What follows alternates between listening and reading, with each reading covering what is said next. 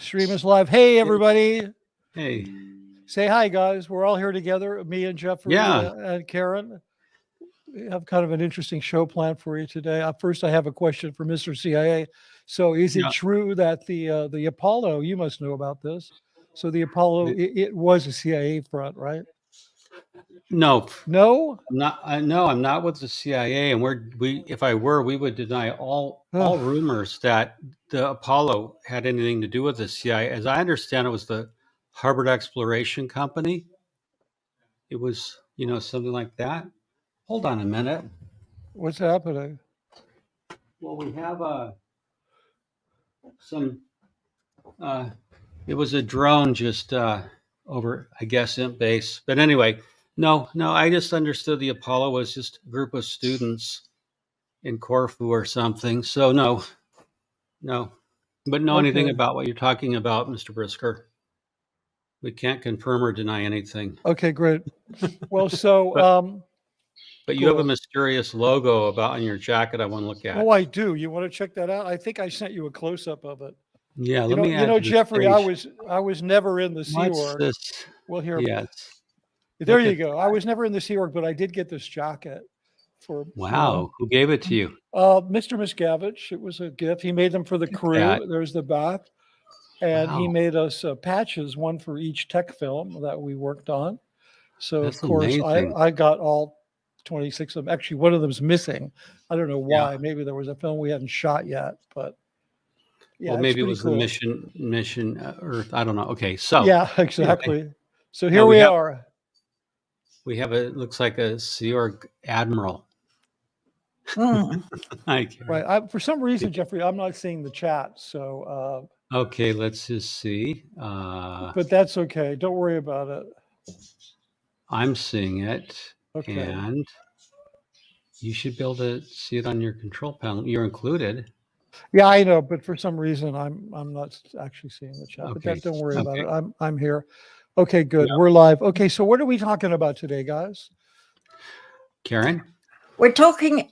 You are to address me as sir. Oh, so sorry. So excuse me, sir. By the way, happy Halloween. Happy Halloween. Get your manners in. Yes, sir. Sorry. You look fabulous. Thank you, Vanessa, for your sweet comment. Okay.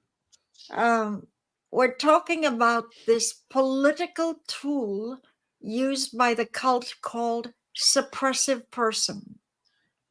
Yeah. Well, thank you, sir. There's been a lot of information, not much of it truthful or accurate about this whole SP, this suppressive person declare situation. And so we thought we would bring a little bit of light to the situation. I have many years in observing the culture. My loyal officer, Cara de la Carriere, certainly has her viewpoint, and Jeffrey has done a phenomenal investigative work. So I think between the three of us, we should be able to shed some light onto this. Because, one of the things I want to point out is that there's the existence of a suppressive person declare, and then there's just the culture, fear within Scientology, where you can be a suppressive person without ever being declared. Mm-hmm. Like if you think for a second that just because a person hasn't been declared, they are a Scientologist in good standing, you do not understand the culture of Scientology. Mitch, that's interesting. So you can basically be like, let's call it the Walking Dead within the Church of Scientology. Yeah. Okay. I mean, you're for all that you don't have goldenrod, but you're basically a suppressive person. Well, yeah, absolutely. Well, I think more, and correct me if I'm wrong, sir. I'd like to hear your opinion on this. It's more what they would designate a person as ethics bait. Okay, that person is ethics bait. Like, take the example of Danny Masterson. I think he was first reported to ethics. Well, back in 2003, wasn't when one of the Jane Does walked into ethics and reported him. I don't think he's been in good standing since 2003. And what they do with people like that, I'm sure that they extorted, blackmailed as much money as they could have gotten out of him, because that's what the church does. They got him to give one of the Jane Does $400,000 to try to keep her quiet. But then they would also extort money from him with the promise of solving his ethics problem. They would expect somebody like Danny Masterson to show up and do benefits like the Christmas show and raise money for the cops. And they really use a person's lowered ethics condition as a way of controlling them. I mean, I know so many people, if you have a lot of money and you have some celebrity, you can literally buy your way out of trouble. Absolutely. Absolutely. Yeah. So people are talking a lot about, Danny Masterson. He's like in good standing. Danny Masterson has been, I'm sure since 2003, he's just been taken to the cleaners by the church because they use that. They use that as leverage. They use it as blackmail, extortion.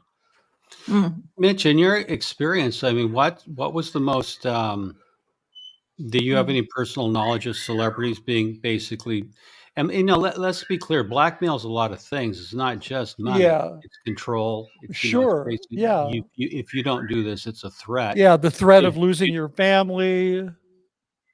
Yeah. What was, do you have any notable examples you recall that you can talk about? No, not names I could mention. I mean, I know some people who were, of the whale ilk that people wouldn't even recognize their names, who literally paid their way out of ethics. They went in as long as they had that money, because that's considered to be, basically when you go through a ComAv, you're accused of this, that, and the other, but then your ultimate crime is stopping Scientology and Scientologists. Right, sir? Isn't that right? I mean, that becomes like the ultimate thing that you really did was you disrupted planetary dissemination. You prevented people from going up the bridge. But then if I give you a couple $100,000, I say, hey, use this to help people get up the bridge, then you can be absolved of that crime. Well, this is just like the medieval days of the indulgences. If you gave the Roman Catholic, in fact, they sold indulgences. You want to have a seat in heaven? You want to be there? You pay, and you were guaranteed a seat in heaven. Well, Scientology sells indulgences. I know many a person who was sent to ethics, and the ethics officer wanted cash. They wanted the library purchase. They wanted a leather-bound library purchase. They wanted leather-bound library purchase for some mission in Russia. Right. And you pay cash to get out of ethics. This is absolutely. Absolutely. And so, I mean, like the situation with Danny Masterson, that's just bad people doing bad things to each other, right? So ultimately, at the end of the day, who cares whether they extorted money from him or not? I just think anybody who thinks, or refers to Danny Masterson as Scientology in good standing, that's like a low-hanging fruit joke. It's good for the front seats, but it's not, it doesn't really reflect the culture of Scientology. I mean, because both of those, okay, so yesterday we heard Mike Rinder and Clara and Mark, they broke down a committee of evidence. They broke down the notes from one of Scientology's kangaroo courts. This woman, her husband in Clearwater, her husband didn't pay child support. She went to the social services who are responsible for collecting the child support and just got in a boatload of trouble. But they both got pulled in, and they both got in a whole lot of trouble. And so there's a point is that everybody in the mess gets in trouble, and then everybody in the mess has to do something for the church. They have to do amends, they have to pay money, they have to do projects. And I can't only imagine the amount of money or projects that Danny Masterson has had to do since 2003 to just maintain any kind of standing in the church. Not that they ever would have kicked him out, but the threat is always there. Yeah. Now, Mitch, I want to, Mitch and Karen, do I have to call you sir? We're married. Yes. How does that work? Okay, sir. Hell Mitch, yeah. Admiral de la Carriere. I need to explain a legal point to our listeners. Okay. What does it mean to be in good standing? Okay. First of all, right. The Church of Scientology is a series of legally separate corporations. Okay. Right. So the Church of Scientology International is the big church. it's licensed by the Religious Technology Center, and it's Right. sub-licensed in all other orgs. So now, when you're a Scientologist, you don't belong to the Church of Scientology International at all, because it doesn't have any members. It's a non-membership corporation. So what you belong to is a group, and I'll use this as my clay demo piece. The International Association of Scientologists is the membership organization. That began in '84. Now, when I first went in back then, there was the Hubbard Association of Scientologists International, but there's a membership organization you join, and you join it in order to do services with the church. So Right. you're an Right. IAS member. Back then it was HASI, but you're an IAS member belonging to an unincorporated membership association. Right. The operating arms, the International Association of Scientology Administration, Which is headquartered on a ship outside of international waters. Originally it was. Now it domesticated due to terrorist money laundering laws. Oh, okay. But Okay. Wow. so you're an IAS member. You have to be in good standing with the church. Right. That's what it means to be in good standing. So the church decides, are you in good standing with us? Right. If not, then the church will decree what you have to do. And Karen and I know of a case years ago, and I'm not going to use names, Admiral, but a man here locally in LA beat his wife. It should have been a felony assault. He should have gone to prison. He paid $75,000 in amends and handed out copies of The Way to Happiness. And it was an outrage. It's on the internet. It's discoverable if you want to search. I'm not going to mention names, but that's how he actually got out of what should have been a felony assault, jail time. That's crazy. I was shocked. I mean, she didn't go to the police because she was afraid of losing their eternity. So right. What now? So they mentioned, I believe, in the podcast you referenced yesterday, where Mike was with Claire and Mark, right? That there's degrees, and I want to ask Karen about this. What are the degrees leading up to? Because that the woman who collected child support, the mother, she got a non-interpolation order. That's the last step before an SP declare. Right. So Karen, what are the steps leading up? Where does light ethics? What are the gradients, to use a Scientology word, leading to an SP declare? There's no gradient to SP declare. No. Very often, an SP declare is a total shock. The only thing the only thing to keep you on your toes to avoid an SP declare is something called non-interpolation order. Mm-hmm. That's put out in an issue, and they hand it to you and say, one more report on you from anyone, and you get declared SP. That's so there's no great, there's the ultimate, it's an ultimatum. Well, can you be declared? Can you be declared without a non-interp? Can you just suddenly be called in and say, "Hey, you're declared"? Absolutely. No warning at all. No warning at all. No warning at all. Right. How would that happen? You go on YouTube and you write in comments and you give likes. SP declare, whether you ever see the golden rod or not, you are not in good standing.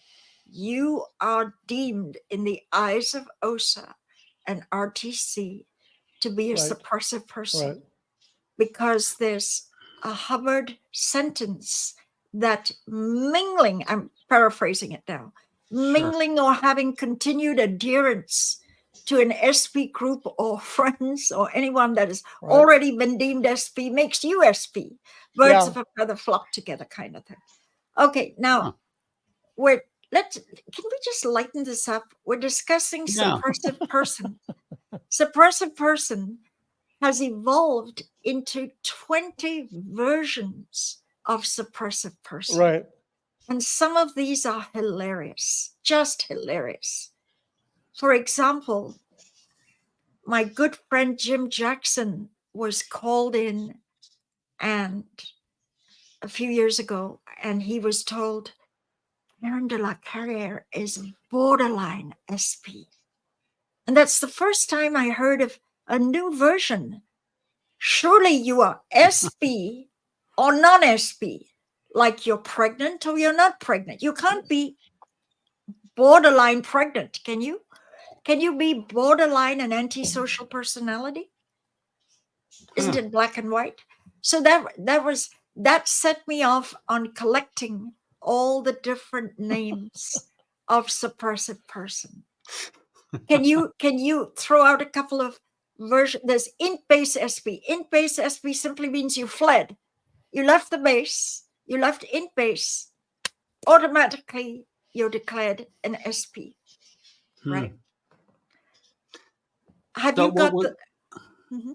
well, we know that there was a provisional SP declare where they told Yes. you in the indie period you were a provisional suppressive person. So you it was past the non-inter, but it wasn't goldenrod, but you were provisionally declared.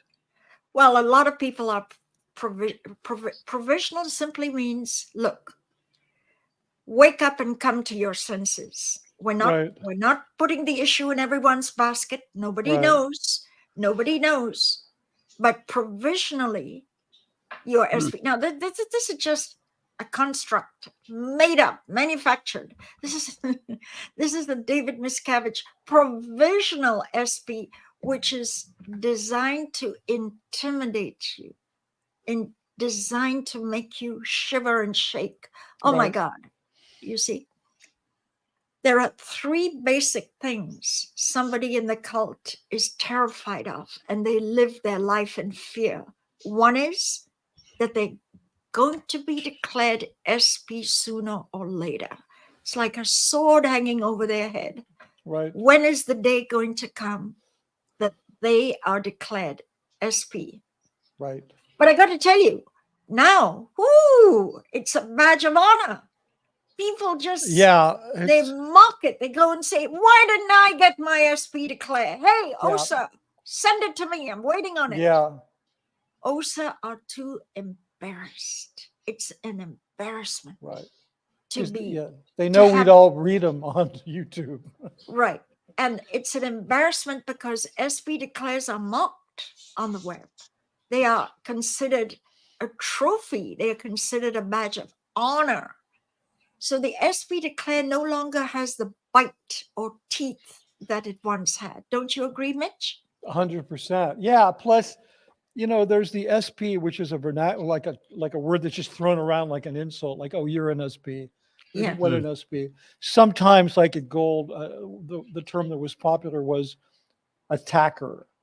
Like, like people would get labeled, oh, he's an attacker, she's an attacker. You know, if you said hi to an old friend and you didn't realize they were declared, but you said hi to an old friend on Facebook. I mean, I literally had somebody tell me, oh, you're friends with them? Oh, they're an attacker. And all they'd ever done was said hi to somebody they used to know. So it takes very little. It may take a lot to get an actual written piece of paper that says, you know, you're an SP, but it doesn't take much to get labeled an SP or an attacker. And they're deadly serious about believing that these people that attack the church or these people that they deem suppressive are truly what? What about this? This is the Scientology going to talk to his ethics officer. Okay. Joe Schmo is dating a wog. Isn't that SP-ish? Yeah, there you go. There you go. SP like. SP like. Yeah. He's going out with a girl who isn't in the cult. Whoa. I'm going to report this. How can he be dating a wog? Scientology slur the N-word for those unenlightened village idiots that are not in the cult. Right. That's interesting. So if you now when I remember reading Karen Mitch about David Miscavige when he used his favorite thing that you do a certain act on Hollywood Boulevard. Remember that, Mitch? Yeah. USC on Hollywood. Would he call people SPs routinely? Yeah, he would also assign people treason in the weirdest ways. Like, okay, like, you know, sir, that in Scientology ethics conditions, they're like considered scientific reality, like gravity. Like Ah, if you're subject to gravity, if you are in a condition of treason, it's because that's your relationship to society, physical universe, other people. It's like a scientific fact, whether anybody assigns it or not. And then when you were out of that condition, like you're out of treason, you're out of it, right? But I've seen Miscavige. I mean, I saw him assign one of his favorite punching bags, Dave Bloomberg. I saw him assign treason twice. Like, you're going to do treason, and then you're going to do it again. Well, for Scientology, that's not even possible, because if the ethics conditions are actually what they are, he couldn't do it twice, except if it was punitive, which really makes the point that these things are used as punishments. You know, they're branded as being able to help a person improve their survival, but they're literally a form of shame-inducing punishment. oh yeah. Now Well, there's another category, overnight SP. You see why I tell you that? Overnight SP means you worked and slaved in the cult for peanuts, year in and year out. You towed the line, all your friends were there, you didn't want to leave. But overnight, there's a hate page that you're a drug runner, you're trafficking children for underage sex, you're a pedophile, plus you've done everything except homicide. Right. Overnight, you're declared suppressive person.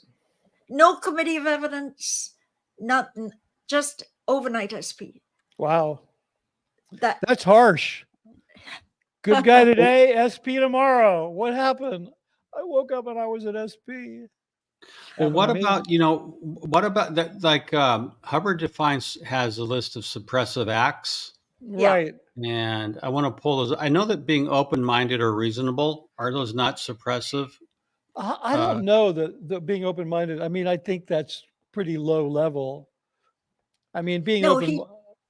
I mean, that's like you took a yoga class, right? Or you're reading some other, form of philosophy or something. But I don't know. No, Well, there's something called suppressive reasonableness. That's not an SP. That's saying that you're SP-ish in that you're being too reasonable. Now, there's another category called flip-flop SP. The flip-flop is declared SP, and he runs to do the steps A to E and get back in good graces. Right. Oh, that's the flip-flop. Like he okay. But very often the flip-flopper flops again back into joining all the crowd that have left. That's where the fun lies. The cult of Scientology makes more declares more people suppressive than it makes OTs. Yeah, it's true. Right? So there's more and more and more enemies, more and more people designated with a vile identity, which is saying to the world they're an antisocial personality. This is a church pronouncement on who you are. In fact, the first step is to find out who you really are. Yeah, I never understood that. It's like, yeah, that is just such a, what? Well, one of the I'm looking at the Hubbard HCOPL here. Suppressive acts, since we're going back and forth, technically, of course, has been widely covered. If you report a Scientologist to the police, that could be an SP declare for sure. And right. Threatening to report them. And it's interesting that the SP declare is sort of a psychopolitical, psychoterrorist method of controlling people. Right. The threat, when you get threatened, when you get threatened with an SP declare, what usually goes on? What do you do when you get actually threatened? in the real church, I mean, if they say you're this close, you're ethics bait, or you're this close to an SP declare, I don't- is it arbitrary? Well, I don't know. I mean, I only once in my entire time in Scientology, I only once came close to any of that. But I lost my way here. There we are. Yeah, I mean, I remember once I had, towards the end of my career in Scientology, I had what is it called? The non-interp order put on me. And it seemed that there was actually very few of the non-interpolation orders that resulted in SP. Because they like to slap that on people a lot, just to shut them up. But and that usually does the trick. But it's not. I think the ratio. I mean, what do you think it is, sir? The ratio of non-interpolation orders to SP declares, it's probably maybe 1 in 50 or something. It's not real common. Where non-interpolation orders are really common. And they don't always follow through. It's just Yeah. it's just gaslighting and intimidation Yeah. and threat. That's all Yeah, it is. yeah. Well, That's, Karen and Mitch, I want to show you something. I'm going to share the screen. Okay. Okay, go ahead. And now I'm going to go. This is an article on my blog. Danny Masterson, and this is sort of blackmail, I think. He did an interview with Paper Mag. I have it posted. You can just put in awesome shit on my search engine. He actually said, Danny Masterson interview said on L. Ron Hubbard, he's a fucking guy who wrote some awesome shit that I love studying. And then he went through and talked about, how he studied the tech. And so to do this interview in 2015, and it was full of profanity, but he's defending Scientology like a hip cool thing. Would this have been blackmail? Would they have said, Danny, we're getting some accusations. The media is heating up on these stories. You need to go out and do some PR. Is that an example of blackmail from the church? I don't know, because I mean, I've heard about this article. Yeah, I have it all here in a PDF. Yeah, I mean, I don't know what the reaction to the article was. If the article got a lot of negative press, because they count negative press in inches, literally. yes. You worked at OSA, sir, so you know this. Like they measure with a ruler. It's like inches of bad press. Yeah. So it really depended if, because he's talking about Scientology very positively. He's using profanity, but he's talking about it positively. So it just depends what the public reaction to his statements were. Because I think if they weren't negative, then they would very likely overlook this. Yeah. Can you hear this? Did you hear the sound video? Yeah. Okay, here's a very short clip. .com exclusive. It's interesting as you mentioned that, and I know you're a Scientologist. Do you get upset when people put all these negative, connotations towards the religion? No, because no one ever says anything that makes any sense, and no one ever says anything that's true. So, I feel like there isn't really many races or religions that don't get made fun of by somebody. Also, Scientology is so new, 58 years now. At least we're not having to deal with the Inquisition and the Crusades. So that's pretty good. We're not being... Do you feel bad for Tom Cruise? Like, do you feel bad for him because he gets so much heat for it? Because he's just open about it? No, not at all. No, I mean, Tom's awesome. I met him a few times. I don't know him that well, but... he's Tom Cruise. That guy's done more amazing films. He's got beautiful kids. He's got a good-looking lady. So, you can tease him all you want. I don't really think he cares. Good-looking lady, yeah. Danny likes the good-looking ladies. So that, Karen, how would you you worked in the Office of Special Affairs? Mm-hmm. How would you have ranked that piece of PR, Danny on the red carpet? Was that good or bad? How did he do? And the sentences are analytically examined as a plus or minus. A sentence that pumped up Scientology, that would be a good. If he was silly and gave a little not so good statement, then that's a negative. But it's actually analytically looked at, and then they decide he needs coaching, he needs cramming, and a cramming a cramming order is written where he has to report to the qualifications celebrity center, and he's crammed on what he should have said that he didn't say, Yeah. and he crammed how to do better, and then he's drilled Right. on how to Right. do it.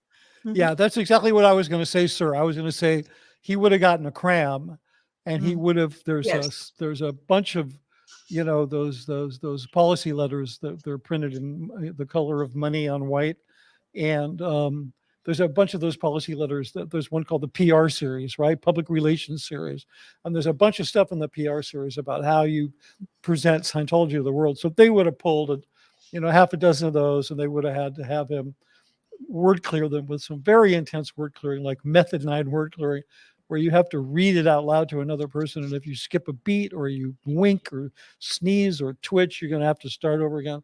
Maybe he would have had to do some clay demos, write a few essays, then do some drills, and then they cut him back out again. And of course, because they have all this blackmail on him, he's not going to tell them to shove it. He's going to do it. And then they're going to charge him for the cramming. They'll probably send him a bill for the whole thing. But I didn't think it was that bad. Actually, that one I didn't think was that bad. Well, except for he's got a good looking lady. That was. Yeah, that was tacky, but that's far from the worst thing that Danny Masterson ever said. Well, we saw from the Paper Mag interview. I'm sorry. Right. Stephen asked a moment ago, what does cram mean? Cram means study Hubbard and cram in the reference into your brain. Yeah, it's short for cramming. Cram it. Learn the technology that Hubbard said. Yeah. It's usually studying something that you already know that you didn't get right, but it also comes from, it's very similar to like when you're at university and you have a big test coming up and you have to cram for it. It's a little similar to that. You get sent back to cram that subject. Unlike on the mean walk streets where we used to say, hey, cram it, cram it. That's a different Yeah. That's a pejorative use of it. But yeah, cramming, Hubbard used that from university where you do heavy preparations for your exam. Yeah, they have a person, right, sir? They have the cramming officer. They have an actual post person who's assigned. What's interesting is all this ethics and cramming officer and all these sec checks.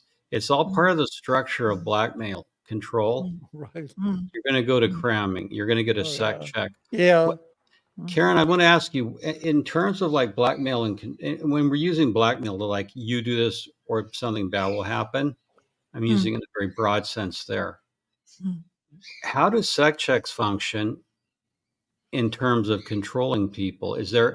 Are you told before you do a sec check on someone what you're to look for? I mean, in other words, when a sec check is done, when a sec check's ordered by OSA, I don't know where Mitch disappeared off to. When a sec check's ordered by OSA, are you given instructions? Is the auditor or the sec checker given instructions on what to do in that sec check? Are they custom? Oh, absolutely. First of all, that was a very good clip on Danny. Good catch. Well done on bringing that clip in. Sorry. You vanished for a moment. Yeah, he blew the session. Problem. We'll deal with you in ethics later for blowing the live stream. Yeah. Okay. We were about. I was just going to cramming. I was headed to cramming. So Karen, okay, to answer your question, Jeff. To answer your question. Yeah. I just want to say a report is written. Everybody snitches on each other. Everybody tattletales. This is a snitching culture. And everyone wants to look good with the mother church and the hierarchy. And the culture makes you believe the more you snitch on others, the more you report others accurately, and the more you betray and give your own husband and wife up to the cult, your own children, the more you are eligible for their secret upper OT levels. Because look, you're a top snitcher. That means you're with the program. Right. That's so funny. Now, there's something Okay. There's something called tailored sec checks. Tailored sec checks means the case supervisor makes up the questions. A standard sec check, Hubbard already wrote the questions and it's prefabricated like the Joburg. And you take that off the shelf in the room and you just parrot out the existing questions. A tailored sec check is based on the latest report on you. It's like knowledge reports. You would tailor it. Right. It's tailored to the knowledge reports. Even if you were completely innocent of that and somebody just had it in for you, you see, these knowledge reports can be weaponized. Instead of just sending it to one person and saying, look, this is it, they put carbon copy, Oh yeah.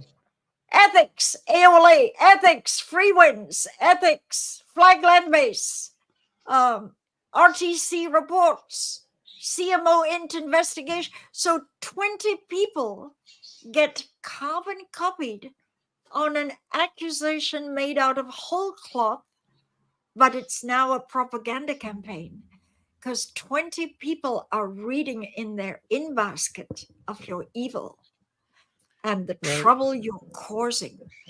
This is to build a hostile environment against you. I mean, this is like KGB, this is police. Oh yeah, totally. People live. Mitch, you give a couple of comments now on what I just said, please. Yeah, no, in the Soviet Union, they used to have, in large cities like in Moscow, they used to have these white telephones on poles. It looked like a Eastern European version of a princess phone. No dial on it. Then you pick this up and somebody would answer it and you'd give them a report. They had Really? they had this reports line. I had a clip of it because we used it in the Industry of Death Museum, talking about how, in the Soviet Union, if you were a dissident, you were considered to be mentally ill, right? And the church's viewpoint on suppressives is being a suppressive is kind of like being mentally ill to Scientology. But so if you were in the Soviet Union during that communist era, you'd pick up the phone and people would rat on their neighbor because they wanted their apartment to be empty so they could move into it. They'd rat on their competition because they wanted to make more money. It was a mess. So they're very similar in Scientology. A lot of these reports are written out of spite. They're written out of anger. They're written out of jealousy. They're written for a lot of different reasons. But I have to say one thing. Do you remember, sir, whenever you would get a dispatch from somebody above you, especially from the oligarch, what's his name, Miscavige, the first thing you would look at is you'd look at who was CC'd. Real quick, you wanted to know, because if it was, if it said CC, carbon copy sent to ethics, and you're like, oh, I'm in trouble. Did you find that true, that you would look? Because I would immediately, I get a communication, and I would immediately look at who to see who else it was sent to. And you could tell. Yeah, this is a broadcast. It's a broadcast. Yeah, it's right. It's used it's weaponized to use as a campaign against you.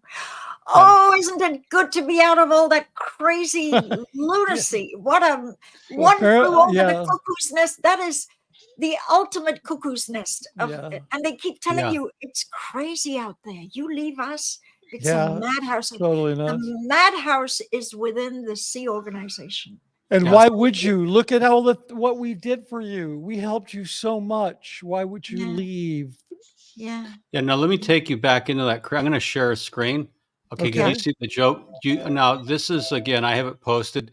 The Joburg sec check, it was called Johannesburg, where it was created. Right. Now it was shown on Scientology in the aftermath. Right. And this is actually the real thing. These are some of the questions. Have you ever raped anyone?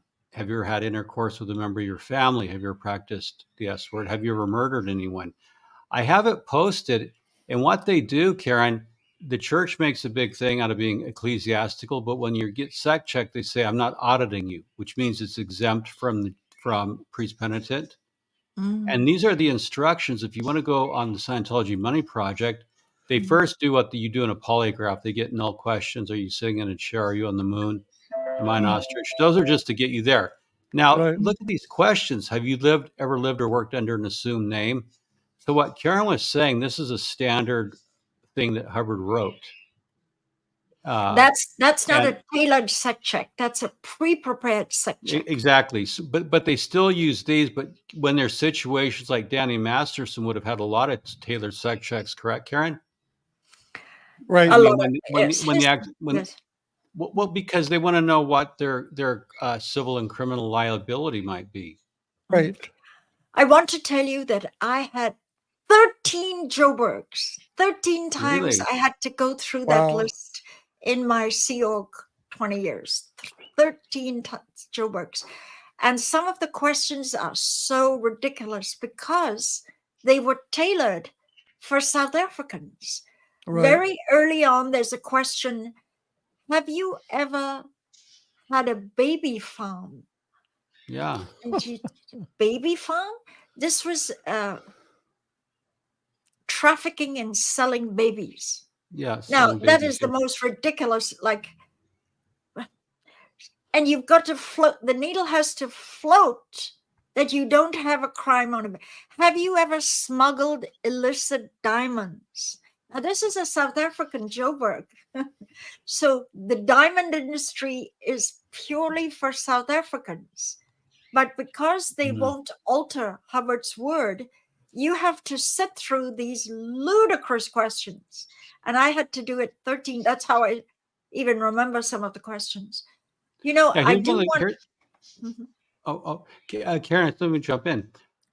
This is a really telling question. One of them is, have you ever done anything you are afraid the police may find out? Now, getting back to blackmail, have you ever done it? So go, Mitch, have you ever done anything that you're afraid the police may find out? Now, me as the Church of Scientology, as Office of Special Affairs, I actually want to know that from you. So I have blackmail to hold over your head in the future. And what's interesting when we're talking about blackmail and Danny Masterson, when you enter the church, or I'm sorry, when you enter Sea Org, and correct me if I'm wrong, Karen, Mitch, you have to fill out a life history before you join the Sea Org, correct, Karen? Yeah, Yes. I had to fill out one before Absolutely. I went to gold, even though I was never in the Sea Org. In the life history, you give up some pretty incriminating, damning, embarrassing information, right? Yeah, mostly about sex. They Why? want to know. They want to know everybody you've ever had sex with and what kind of sex you had. And, Really? Yeah. Oh, yeah. Oh, absolutely. I wish I had the Like missionary application position form. and Oh, yeah, yeah, Did you yeah. know- No, they want to know. They want to know what they call it. They refer to in Scientology as time, form. The form Place, being last Tuesday. Form being the girl I met on the bus. at the Well, Hilton place- Hotel in Burbank. Yeah, place, the bus, event. The bus was empty, so we went on the back of the bus and blah, blah, blah. And then you tell the whole thing. Yeah, no, me and another guy who was... And you do that for all your sexual partners in your life? Yeah, no, it's great. Well, you see, if you can't remember, for me, it was a really short list. So no, just kidding. My list, it took me forever, but you can say things like, I was doing it. Another guy, he and I were we both had worked on the Dynamics campaign. He was also a public Scientologist, and we were both getting cleared to go up to the int base. So we were twinning. He was my study partner, and we would sit down together. So it was pretty funny because it was like a little bros club, we're writing down all of our sexual escapades. And I'll never forget it. He looked up at me. He's like, man, I just can't remember this one incident. I can't remember what her name was. And I said, well, just put something down. And he said, okay. And he wrote down the girl who came to my front door. It was the wrong address. Okay, I just want to say something. Yeah. I did invite Apostate Alex to be on this, and he, he's looking at his sleep factor. I more than understood. I see him still there. But can we have Amy Scobie jump on with us? Boy, does she. Amy, Is she there? Amy, she's right there in comments. I would love Can to you see send Amy. Amy, can you jump on with us? You know so much about all this. Amy is the poster child for huge psychotic injustices on her. Yeah. In and out of hard manual labor, sex checks. Amy, can you hear me? Amy, can we send you a well, link to join us? Mitch, can I send an invite mid live? Oh yeah, absolutely.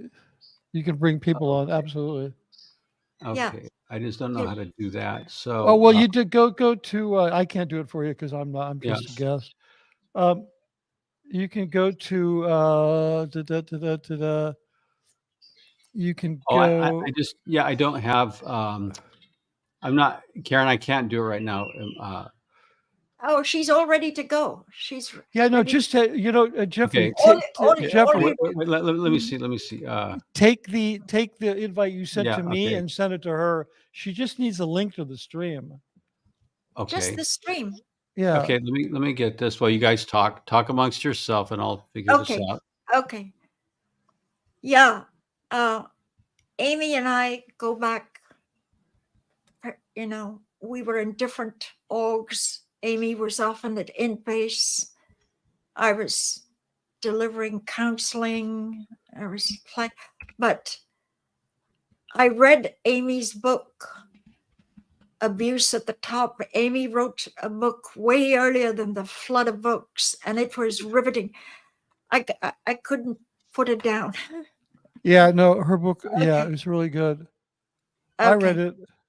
So back to talking Okay. about SPs till, yeah. Amy, it's on your Facebook. I sent the invite to you on Facebook, Amy. Yeah, So, I also Alex, Alex, are you absolutely sure you won't join us? I also just sent it to you, Amy, in a text, the link to the stream. Good. So, you'll have Excellent. it two different ways. Excellent. I don't know why I don't see any of I'm not sure how you set this up, but I don't see any chat. I don't see any of yeah, I'm not sure either. It's just, Yeah, I can only. I'm still, Yeah, we're still figuring it out. Okay, good. Well, Amy should Okay. come on soon. Alex, are you through? You don't want to Yeah, join no, us? You're I don't still even want. awake. he said he's winding down. Okay. Yeah, he Okay. needs to get some sleep. He's got a big day tomorrow. We're all counting on him Yeah. to disrupt No, the. tomorrow is it tomorrow? Yeah, no, it's Friday. Friday. Tomorrow's Yeah. only Wednesday. Yeah. Mhm. Well, here, but in England, it's already Friday. No, I'm just Yeah. kidding. Yeah. So where was it sent to Amy? Yeah, I On sent Facebook. her a link. I don't know. Hopefully, I sent her the right link. I don't know. Hmm. And you sent her one in Facebook, so that should Yeah, work. Facebook. Yeah. Hmm. Let me see if she has it. Yeah, no, she has it. But Facebook, so- she There's Amy. Hey. Okay, I'm going to add. Hey. There we go. Hey, Amy. Welcome, Whoa, Amy. Amy. Welcome, Amy. Welcome. Happy Halloween, Amy. Yeah. Happy Halloween. It's definitely Halloween. I came back from the pool this afternoon. I have no makeup on. My hair is just like out of control. Oh, but you always look great. Don't worry about it. Amy, Oh, you yeah. look just fine. Yeah. Yeah. We have on us with Amy, we have our special guest, Fleet Admiral Karen Della Carriere of the Fleet Sea Admiral. Org. I know. I was cracking up so much about Mitch calling her sir. Uh, Yeah. Oh, Yes. I'm I pretty just- compliant, Amy. yeah. Just so the world know, in these weird SEAL culture things, females need to be called sir by males and females. Absolutely. Right. If you have a higher rank, you call it, and it's called showing respect for these dreamt up. Yeah, I don't know about respect. I mean, I think we all resented it and kind of resisted it. But Yeah, it was tell me about mainly like there's a flag order number 38, and it's like Yes. it was drummed in. If they ever changed the number of that flag order, everyone would be lost because it was always get your FO 38 in, which meant, start addressing your seniors with the proper authority, like with the proper respect, groveling. Yeah. Hey, Amy, do you remember there was an FO which is a for flag order. right. Yes, right. It originated, I guess, on the ship, right? And Mhm. this one was about not blocking passageways. Do you know that one? Do you remember that one? There was a flag order. I think it's flag order 38 Oh, talks it's about also that. 38. Yeah, Yeah. okay. Because Mhm. yeah, I You remember. don't block the passageways. You open the door for the senior officer, Right. Yeah. all So that that. kind of Yeah. stuff. Yeah. Okay. Yeah. Yeah. You know, I just. Yeah. Sorry. Go ahead. Amy had a question for you on Yeah. when you say get your FO38 in. Yes. Yeah. Yes, sir. Well, this is, you know, what's funny is Scientology is it like it's like another language you have to use. Right. And going a little bit where I shouldn't, I've worked with federal agencies and law enforcement to interpret Scientology documents. Uh-huh. It's almost like you have to learn the language, and the only way you can learn it is by listening to it and hear it spoken. Oh in yeah. Yeah. I context and mean, having people Scientology teach is it to capable you. of committing a crime right under everybody's nose, and Yeah, nobody knows it because they're speaking a foreign Mm. language and they're. Right. exactly. And I remember one time I heard there was someone had come over our house to visit Karen and I, or Fleet Admiral Karen and I, and I still can't Get come your up with her. FO38 in, Jeff. Yeah. I'm sorry, Admiral. So anyway, this guy said, I "Oh yeah, should put some stripes on me or two. you should get some." Yeah. Yeah. I don't have any. Too Well, bad. this I remember you in uniform very well. Oh yeah. Oh you know, I yeah. have Yeah. pictures of you, Amy. When so this guy said, "Oh, Curciali, the last time I saw her was on the Knots Lounge at AO." And Yeah. I Yeah. thought, man, you don't get more insider than that. But now get No. your FO38 in is like it's Yeah. just so. But Amy, I want to ask you when on the subject of sec checks as control, tailored sec checks, what goes on at the level of RTC? Do they originate from RTC or does No. OSA, or how does that work? How's the It's like navigation? any executive can write check questions, security check questions, Okay. and stick them in their junior's PC folder and get, the case supervisor to program the folder for a security check. So, I've written many tailor-made questions myself for juniors. Like, I think I've got the inside scoop of what needs to be interrogated with this person, Right. So you might say, okay, ask them, have you ever false reported your stat? Have you ever lied to your senior? Have you, things like Yeah. that I would recommend. For example, I didn't do that all the time. I'm just saying that executives do that often. It's called executive CSing, which Karen knows about. And a lot of times she, as a case supervisor, would say, no, that's not what the person needs. The person needs to continue with the process that they're already on or something like that. And so there would be a little bit of a battle, between the case supervisor and the executives who wanted to basically torture their juniors. Well, who would win? Who would win in that fight between an exec and a CS? I really think that Is it it would depend political? who the executive was and who the case supervisor Yeah. was, because some of them would really buckle as soon as an executive said this is what needs to be done, it would be done. Yeah. And some Even of but them would yeah. stand their ground. Even though there is a policy that says you can't order qual, right? That Yeah. policy. Yeah. But Mhm. that could be overridden by depending on the executive, is what you're saying. Well, So a question to my everything is just up to some arbitrary decision. sure. I have a question for my expert panel, who I'm in awe Sorry. of, even though I'm not with the CIA, but I would deny it anyway. Are you undercover? You're undercover. We're all undercover right now. What I was You're doing. undercover with that hat on. You're undercover CIA. Well, Amy, what I was doing is I'm here in the Mediterranean spreading rumors about the flagship Apollo being a CIA ship. Mm. Oh, you're spreading that's rumors. the Mediterranean in the background. I we, get it. so we can deny the Apollo ports, and it will be forced to go back to the U.S. It'll be forced to shore. But despite my mission, my question is: we're talking about people being chopped alive and eaten alive by ethics.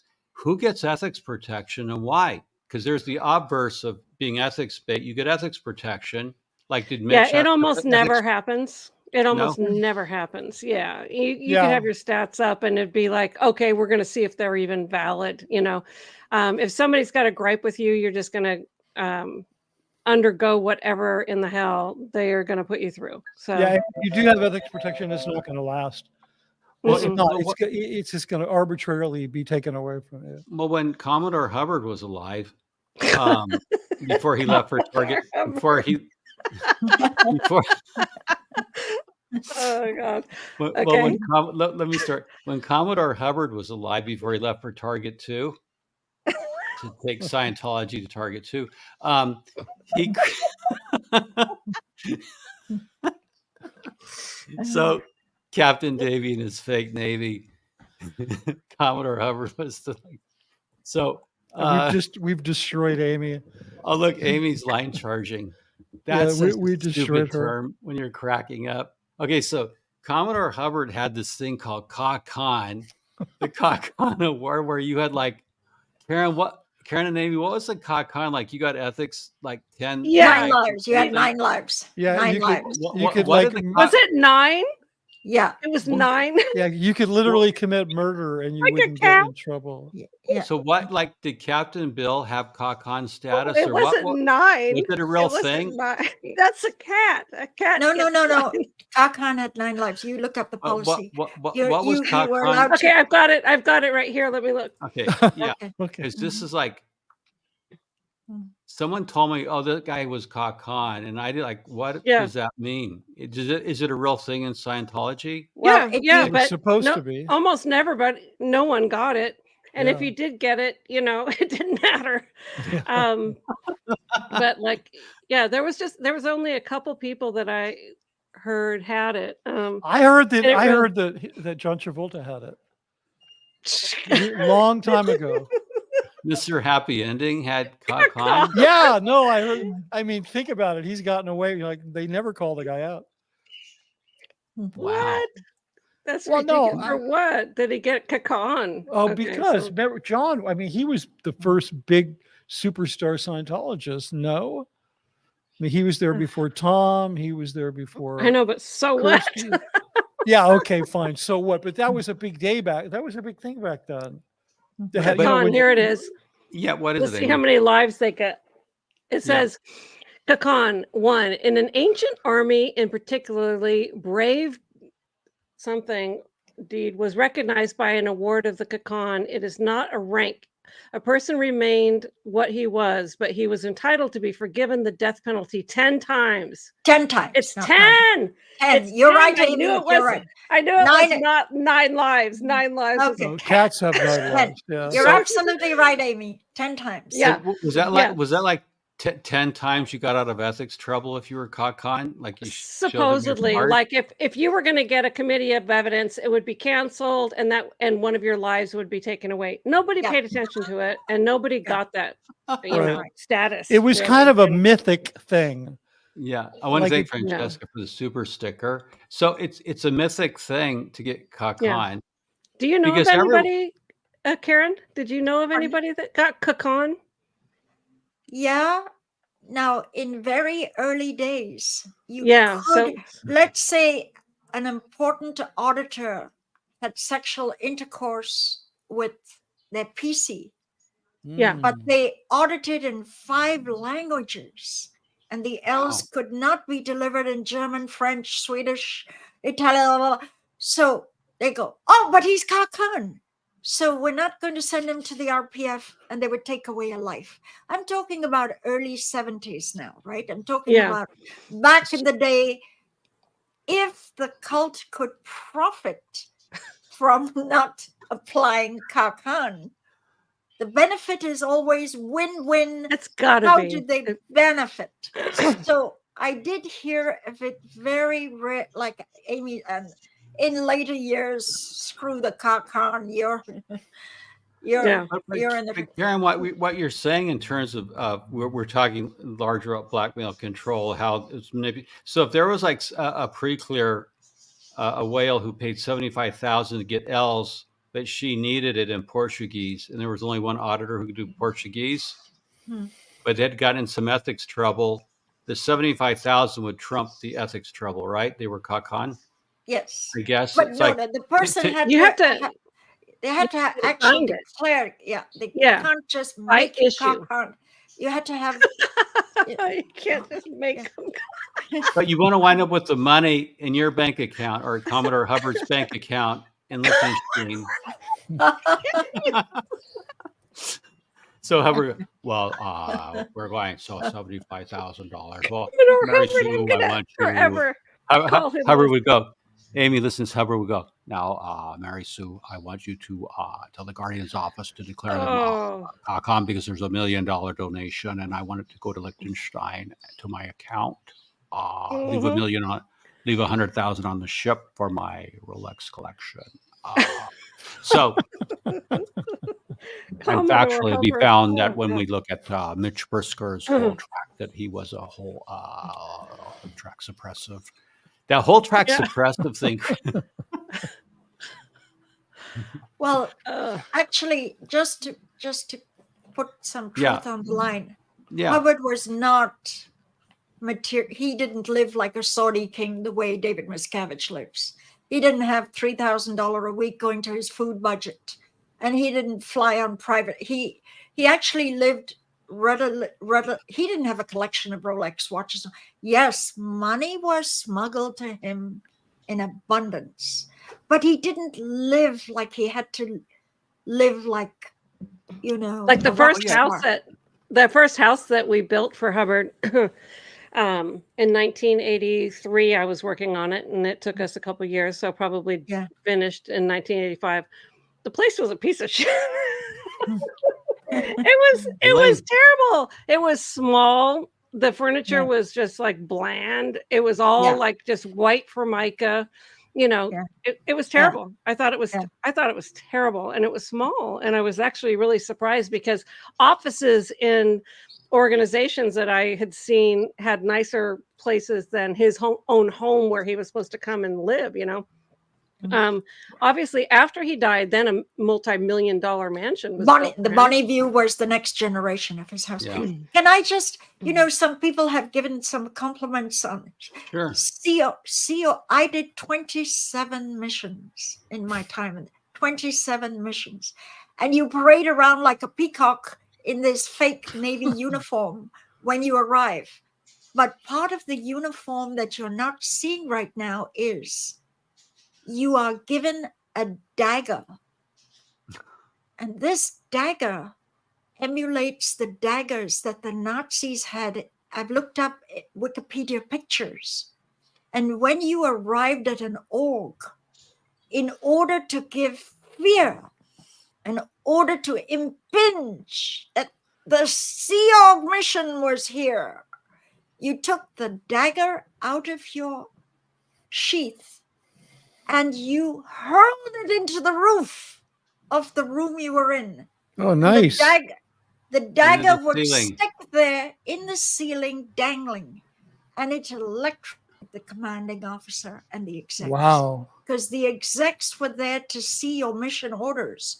But before you showed the mission orders, you did the ceremony of hurling your dagger. I still have the dagger. Maybe I'll put it up on a show. Did you throw your dagger into the ceiling? I mean, Yes, you I could hit did. somebody with that damn thing. No, numerous times. I told you I did 27 missions. You You hurl threw your this- dagger every time? I never even heard of this. No. What I did here is taking the ethics order or a suppressive person declare on whoever you were going in to get ethics in on, and then using the dagger to stab that issue into the wall. Oh, nice. Oh. That's Wow. I have I've a question. Whose job was it to retrieve the dagger from the ceiling? No idea that. Look, all missions. Okay, I mean, all missions. Got it back. Sometimes the mission was Apparently. just reconnaissance. It was an OBS mission. Obviously, you didn't take a dagger. There was no need. This was when you were coming in on a kind of ethics mission, and you were going to whip everyone into shape. right. And you were going to show them from day one who was boss and who ran the show. So the dagger throwing in the ceiling was a theatrical effect. Wow. In fact, you had to clay demo all your mission orders before you left, and you had to clay demo how you had to even clay demo this so that before you left, you knew how much of an impact. All of Scientology can be summed up in this domination.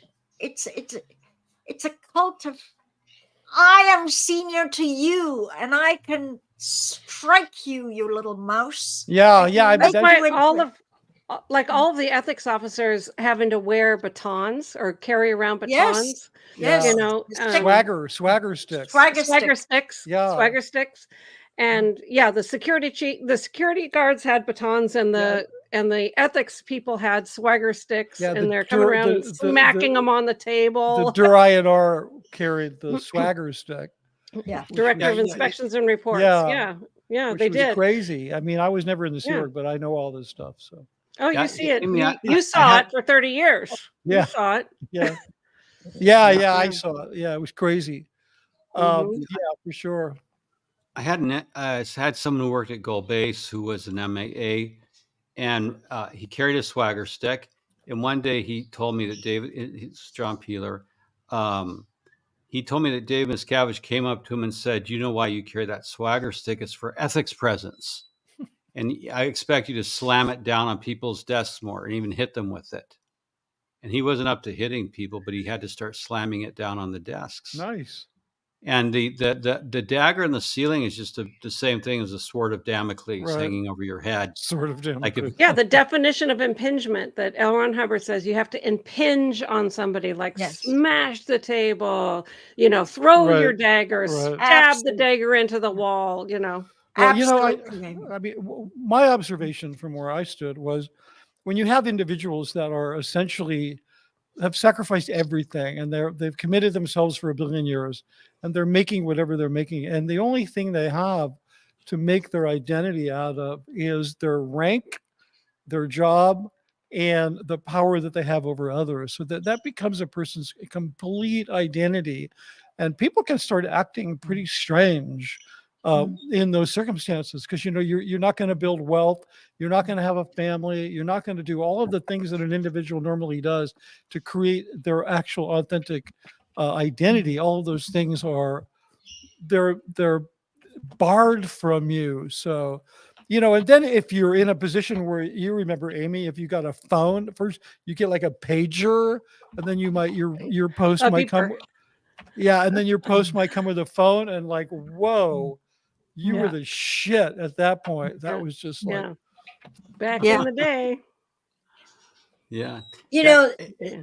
there was a time where all the them versus us were the bad psychiatrists and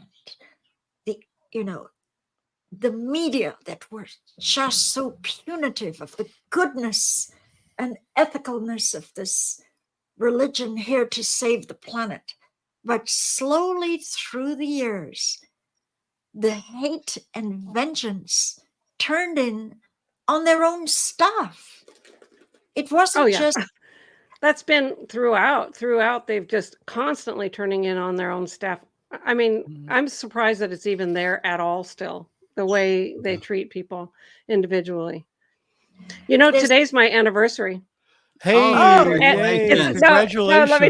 Let me tell you what it's an anniversary for. It's a Halloween anniversary, which Oh. is I joined the Sea Org on Halloween 1979. 1979 Wow. Halloween. I get on an airplane the first time ever away from home by myself, 16 years old, just turned 16, and I arrive in Wow. Los Angeles, LAX on Halloween. Wow. Nobody was there to pick me up, so it was a frightful day. Anyway, it was very fitting that it was Halloween that I joined the Sea Org. Yeah, because you got to wear a costume until you left.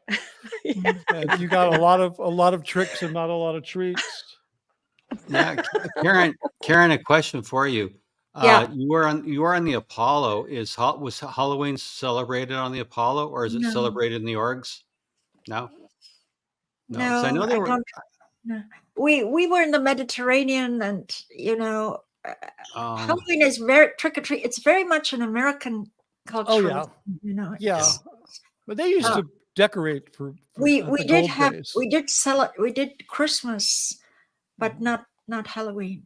And Yeah. The only people at the int base that really got into the different festivities, like if it was Valentine's Day or Halloween or St. Patrick's Day or whatever, was the galley. So Yeah, they'd put yeah, out, they'd put yeah, out little yeah. streamers or And they little dress up things in on. costumes. They dress as Mhm. vampires, and it was Mhm. crazy. Yeah, So I those remember that. guys, Yeah. they did stuff, but everyone else that was working didn't do anything really. Nah. Yeah. Hey, Amy, to Mhm. go back to our subject, I want to get your comment. We were talking about, did Scientology blackmail Danny Masterson? And that means blackmail is, we're using a broad term as exerting control over him, making him do things he may not have wanted to do because of what they had over him. Yeah, like give How do money because of how- his ethics condition. yeah, what would they have done to Danny Masterson? How would you have handled him when you knew the reports and what was going on? How was he handled as a pre-clear within the church? Would he be considered not in good standing, or what would you do when you knew you had a problem like that? I mean, that's such a major, major, major Yeah, problem. I mean, it's like something to go to prison for the rest of your life, So sure. nothing like that ever came up that I was aware of. I mean, I would think that in coordination with OSA, it would be how to handle this in the most, because he needs to be turned over to the authorities. So how do we handle it with our people, like quote unquote, the Scientologists? Like, what do we tell them that this thing came up, it was revealed, whatever, and that would be the right thing to do. So that they didn't do that, instead covered it up, is really, really super, super creepy. Well, two questions. First, I think that my sources told me that they were telling publics that he had been declared a suppressive person. Now, whether Just or not he recently, right? actually, yes, I did a video, and Yeah, I what think I just saw the I saw Daily that. It Mail, was, yeah. and now, so that's what I had. Multiple sources tell me that they were telling publics that he'd been declared a suppressive person. we had Now, sources from the Outer Banks. We had sources from just multiple. Yeah. Leave it at that. Please. not just Yeah. one continent. Mhm. No, it Yeah. was so. We don't know for sure if he'd been declared a suppressive person after his conviction. Do you think he would have been declared a suppressive? Would it make sense from your background, or would they not declare him but tell the public that they had declared him? This is see where Danny Masterson I puts us mean, into uncharted waters. that's right. That's exactly right. And Scientology, that they took such a strange criminal stance on the whole thing is super shocking, because now they've just implicated themselves. They are responsible for covering it up. They're responsible, and so yeah, they're part of the crime, instead of going, okay, we got a situation, and this is something for which he could go to prison for the rest of his life, and so therefore he is not a Scientologist in good standing. So if we try to keep it on the down low by providing all the information to the police and telling him that he can no longer be a Scientologist in good standing, and letting his family decide, go with him or be here, whatever. That's, there's no logical thinking with Scientology, but that's what I would have done. Well, in terms of just, would it make sense for the church to formally declare him and disconnect him from his family, or does it make sense to just do it as a PR thing? What's your opinion? Do you think he was actually declared, as I heard, or do you think they're just telling publics that? How do you handle an issue like that within the If they're telling structure? public that, then they should have done. Then they would have, I would think. Unless just everything about them is a lie, which maybe that's the case. I don't know. But Yeah. I would think that they, especially now that he's convicted, he's got to be a declared suppressed person, And so I'm sure that the people who were involved are no longer even in the country, like, that were involved in it at Celebrity Center, that knew and covered it up, the different people that were in the ethics office. And so they're doing damage control. So they would have declared him, I would think. In terms of the rest of his family, they have to decide if they're going to stay with him or still be in Scientology. I'm sure they're not going to stay with him. I don't know. That would be Yeah, crazy if they did. Well, Well, I think his I don't wife know. is definitely not going to stay with Scientology or have anything to do with the Masterson clan, because Right. that those entities have been they've destroyed her life. I mean, she Yeah. contributed greatly to that herself, I'm sure, but Yeah. yeah, No, so it's only speculation of, because I can't follow at all what Scientology thinks or does nowadays, because there's a total insane person in charge, and the way Yes. he's running the place is just, Yeah. it's not per Scientology policy, so I can't answer that way, and it's not rational, so I can't answer that way. You know, I don't know. I don't know what they're doing. I really But don't. it is yeah, a no. The fact. only thing you can say is that Miss Cabbage is unpredictable. That's the Yeah. only certain thing you can say. hmm They are embarrassed because SB declares get mocked on the web and looked on as trophies. See mine. People even say, "Hey, Osa, where's my SB declare? I've been waiting." It's used almost like a joke. I never Oh, got a yeah, copy of yeah. my SB declare, but I was told by someone that selective people, very selective people, were called in. One person was called in to HCO, and HCO was locked, and HCO had to be opened with a key, go into HCO, and then in a locked cabinet within the locked HCO, the key had to be turned and the filing cabinet drawer, and out comes the declare on me, and the person had to read it, and then it was snatched back, put back in the folder, Yeah. locked up. So they're going to extreme measures. hmm I saw on the web house a person or two thought there was such slander in the declare they could sue them legally if that was in broad, like hinting on sexual irregularities that were not blah, blah, blah, blah. Anyway, so SB declare. Mitch, did they ever threaten you with SB declare? While I was in, Yeah. no, never. Hmm. I was never Did threatened they? with that. Are you declared now? I have no idea. I think they're sort of done with that. I mean, I think I haven't. Yeah, I think they're just sort of done with that. I mean, when I was at SMP towards the end, when they were really upset with my behavior in my personal life, because they just like to control everything, especially if it's anything that has to do with sex. I was put through quite a bit of justice, and I was given a non-attribution order. And I did have, I mean, I'd been in Scientology for 28 years, and I'd never had a court of ethics, a ComEv, nothing. And then all of a sudden, in the last couple of years I was there, I had 2 ComEvs, three courts of ethics, Oh no! and 1 non-interb order. And then after I went to Gold, this is a crazy story, and I can't tell all the details. But after I went back to Gold, they grabbed somebody that they had hired who worked for them a long time, who wasn't a Scientologist, and the Der INR at SMP showed him my the last ComEv that I had, and the guy was just shocked, like, why am I being shown this, and why am I being handed this? And he and I were friends, and they basically said, if you don't get in line, I can't really say what he was out of line for. This is what's going to happen to you.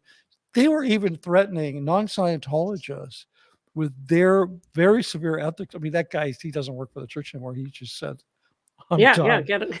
Oh I'm yeah, done. for sure. I'm What just a out of here. strange, weird cult. Yeah. Yeah, exactly. That they would even think that they So could. weird. Yeah, anyway, I think I answered your question now a little bit more. So Yeah. Yeah, that's crazy. That's yeah, absolutely really. crazy. Yeah, I'm Hey. telling you, it's gotten that crazy. Where Mhm. now they're people they really had to rely on, because they had to hire pros. I mean, there's some very bright leaders in the Sea Org. There's some good people that I met over the years, but and then there's these incredible levels of hierarchy that are really the architecture of the hierarchy is intended to control people through pressure. The top level pushes pressure, and then that level pushes pressure, and that level pushes So weird. pressures. So when you look at management structure, like when you look at management structure in Scientology, you see this multi-layered, stratified thing, and it's organizationally, its only purpose is to push pressure down, Yes. because that's what keeps Scientology running. Out here in the WOG world, in corporate, we call it shit rolls downhill.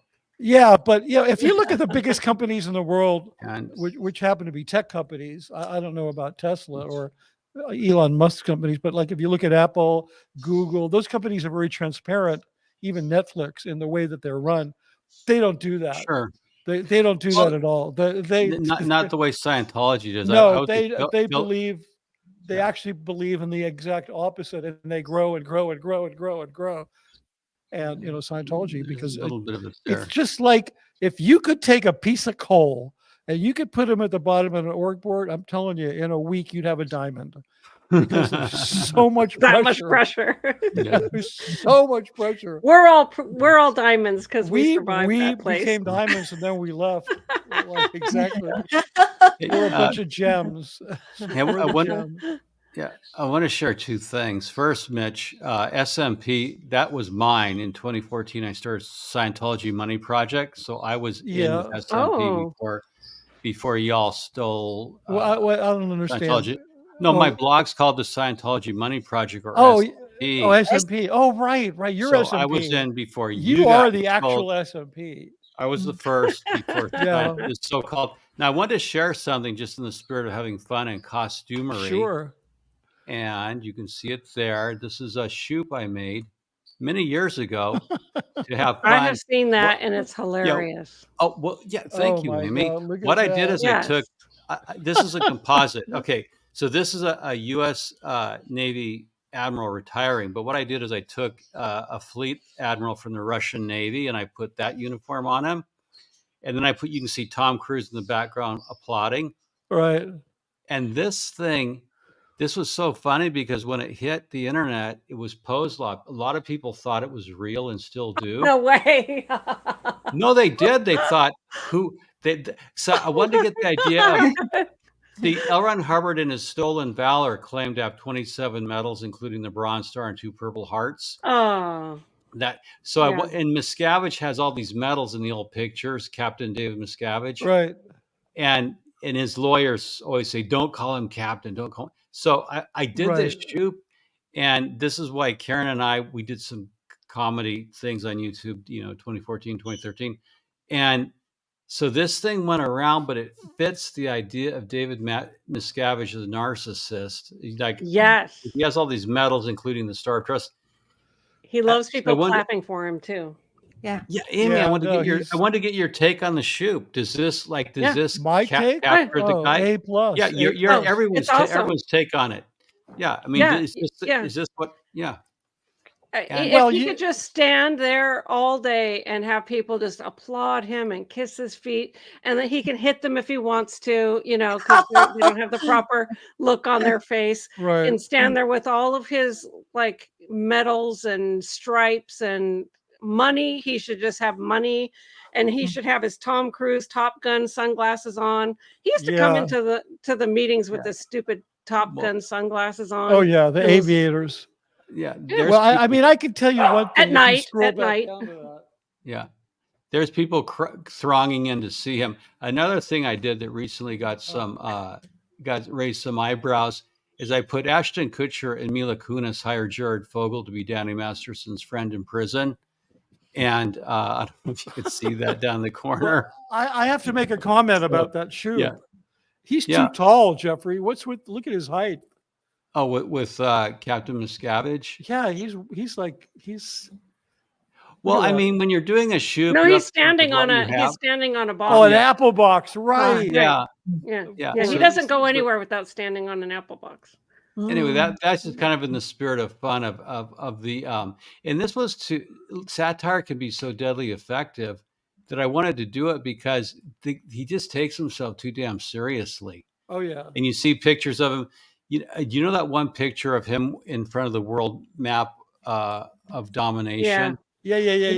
That- Leaning on the desk. That's taken at the HGB. Yeah, the power Hover- pose. guarantee building. Yeah, the power pose. Yeah, in the And he is RTC standing office. on something. He's standing on something in order to do that photo. You know, he has his arms crossed, but Amy, they really have that glass board with the world map etched onto it. Right. Oh, I think we're talking about two different things. So that one is in his office in at the RTC, yeah. base. Yeah. What does he have there? I've been in mean, that office many times. It's a conference room table, and it's all dark and lit like blue, like as if it was a battle Battlestar Yeah, Galactica. and it has like real stainless steel panels, brushed stainless steel on the walls. Yeah. It's scary. That whole building is frightening. When you add that to all the sec checks and everything, I mean, it's just nuts. Sometimes when you look at it from the outside, you know, this grandiosity that Miscavige has, it just it's mind blowing. Yeah. Oh, here it is. Let me just share this, and then we'll start winding up. Let me get my I've lost control of my screens. Oh, here's StreamYard.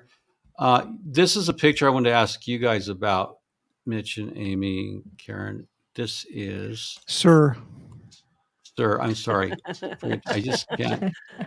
And you're Mr. because, and I'm Mr. because I Right. don't have rank right now. Right. Really? Call me Mr. Scobie. Yes. Okay. I'm gonna share this. Now, do you see this? Yeah. Yeah, that's the one. Okay, That's now- the conference room. Is that an actual real conference? That wasn't a prop, Yes. right, Amy? No, that's his conference room. That wasn't built by the sets crew, believe it or not. So he Yeah. really actually has. Well, here's my questions. I've noted this before. You can see there's two telephones on the glass desk, and then there's a Yeah. microphone and a keyboard in front, like he's sitting there, like Captain Miscavige is going to sit there on a keyboard with his microphone, giving orders to the world. And I'm sorry, I can't take this seriously. I guess I'm supposed to, but the fact that he actually has this world map of The look on his face, like, I'm the man. I am the man. And look at my stripes. It makes me so sick. Well, then look at his picture below Yeah. that. He's wearing a $4,000 handmade Italian suit because Yeah, look at he's that. not in the Sea Org. I mean, David Miscavige is to the Sea Org what the President of the United States is to the military. He's a commanding officer, but he's not. I'm commander in chief, but he's not in the military. So, and that's how he sees himself. He sees himself as in charge of the Sea Org, but he doesn't see himself as being in the Sea Org anymore. I mean, that picture of him standing in the flag building, if you go back down to That's the one that I was thinking about. Yeah, that's the one Yeah, that's at the Hollywood Guarantee Building in Los Angeles, his office there, and he is standing on a box. Oh, then this picture right here, Amy. No, the one above that. Yeah, the one next to Putin. Oh yeah, no, this was another shoot I made to show that they were getting together, you know, to Yeah. compare. Yeah. Control people. I don't think they like my shoots. I like them. I know I this think they're is funny, cool. but that's one thing I've done. I have my humor blog called OT It Is Great, and I Right. created that because if you don't laugh, you'll cry. Yeah, And the thing that outraged, and I want to push the edge, like I did an article I did an article, Poe's Laws, where you can't tell the difference between satire and real life. And one thing I got a lot of pushback on, people actually believed, I put up a post that the Sea Org is buying North Korean children to serve in the Sea Org. And then it was a win-win proposition because they're leaving North Korea for a better life in the Sea Org, which isn't saying much. No. See, that's the thing is when some of the stuff you do, Scientology is so surreal and so bizarre at times. Like the picture of Miscavige in front of his map of world domination. Yes. Look, we have a troll making a lot of obnoxious comments and attacking Vanessa. Do we not have any moderator or anyone you can immediately get this guy called Remington Sings removed? This Yeah, can't You I can just- continue. you can just do that. Yeah, You can yeah, just I did. do that. I just did it right Yeah. now. Thank Yeah, you. Yeah. Jeffrey, you can do it. Yeah, I was yeah. sharing screens. Yeah, I just it's not zapped in. it's not a problem, Karen. You just Okay, yeah. okay. You Sorry, just see the sorry, person making it. sorry, OC, you Have lose. you removed anything? Yeah. Yes. You just posted Yes, by losers. Yeah. Mhm. Yeah, I've nuked him and I've put him into a volcano. Vanessa, I'm so sorry that you had to put up with those kind of Yeah, I'm comments. sorry too. Yeah, we love you, Actually, Vanessa. You're the best. Vanessa, you are darling. So sorry. Yeah, This there needs- he's banned. we either have to have a moderator or this has to be watched. People should. Yeah, Yeah, it's not a yeah. problem. It's no Okay. everyone Yes, sees sir. sees what it is. So Yes, sir. don't get uptight. Don't get uptight. Yeah, But we'll It's handle not a it, sir. problem. Yeah. Get it Okay, handled so, thank immediately, you. forthwith, But and it- at once. but it- Otherwise, but otherwise you're going to Terminatedly handled. well, that was permanently handle it. Permanently was- handled. Forcefully and at once. Yes. that was Good. David Miscavige. So, Good. anyways, interesting stuff. We're up at an hour and a half. And any closing remarks? Oh wow, it went by. But so just thank you quickly. for know. Yeah. inviting me Oh, to glad come Mr. on. Scobie, it's Yeah. great to see you Yeah. again. Thank you, Mr. Mitch. No problem. And also, I just got the laugh of my life with this Commodore Hubbard. We never Yeah. call him that, but I think it's awesome. Yeah. Commodore Hubbard. Oh man, I had such a good laugh with that. Anyway, happy Halloween, you guys. Hey, Thank you you. too. Happy Halloween. You too, Amy. Thank you. And thank you everyone for watching. Yeah, thanks for having us on, Yes. Jeffrey. This has been really great. It's really a Always nice a treat pleasure. on Look forward to Halloween. more. Matt did a really funny Halloween. Oh, video. yeah, So I if didn't any- think it if was anyone funny. wants a scare, I- if I- anyone wants a scare, Yeah, I was really grossed out, Amy. Tell Matt Where- for me. Where is It it, was- Amy? it Where was is really it? I it's want to see it. on my he told site us- under videos, and it He Oh, says told your this Matt video. great tells a horror story story. about the rats in Okay, the great. dining room. I Great. saw it. It Great. was Yeah. amazing. Yeah. Hey, Yeah. listen, just a quick note. I'll be back on with Sterling Tompkins tonight at 9. We have a little thing Good. cooked up, so Look forward to it. that Nice. should be a lot of fun. So please come back after your trick or treating. Yes. Yes. Okay. Great. Happy Halloween, everyone. Okay. Thank you for watching. Yeah. See Bye, you guys. everyone. Hi, everybody. Bye. Bye-bye. Bye.